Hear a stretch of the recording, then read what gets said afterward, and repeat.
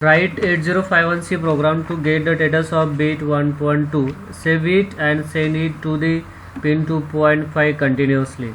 तो यहाँ पे हमें देखना चाहिए कि बिट 1.2 ये हमारा इनपुट है और पिन 2.5 ये हमारा आउटपुट पिन है।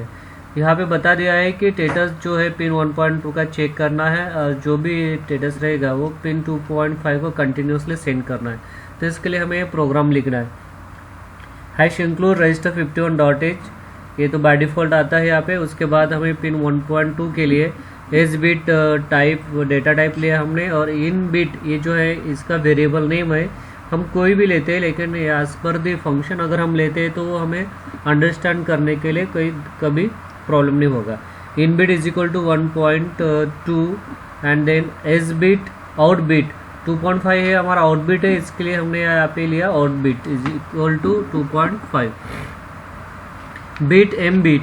तो ये बिट हमने इसलिए लिया कि इनपुट बिट डायरेक्टली भी हम सेंड कर सकते, लेकिन हम क्या करेंगे, इन बिट जो है जो डेटा है इन बिट इस वेरिएबल में स्टोर करेंगे और उसका इन बिट का डेटा बाद में आउटपुट बिट पे सेंड करेंगे। तो यहाँ पे वाइल मेन वाइल, यहाँ पे एक्चुअली हमारा प्रोग्राम स्टार्ट होता है। यहाँ पे करली ब्रैकेट ओपन करली ब्रैकेट, उसके बाद वाइल लूप, क्योंकि कंटिन्यूसली यहाँ पे मेंशन किया है कि कंटिन्यूसली एक्शन चाहिए, तो इसलिए हमने वाइल लूप यहाँ पे यूज़ किया।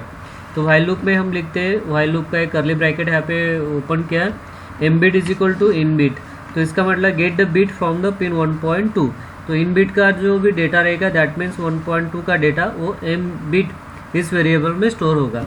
तो उसके बाद हम क्या करेंगे नेक्स्ट टाइम, तो in bit out bit is equal to in bit.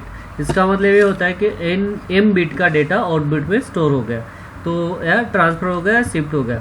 तो इस तरह से हमने पिन 2.2 का डेटा 1.2 का डेटा 2.5 पिन में सेंड कर दिया।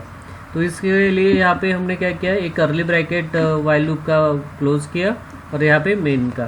तो दिस वे ये प्रोग्राम कैन बी वर्क।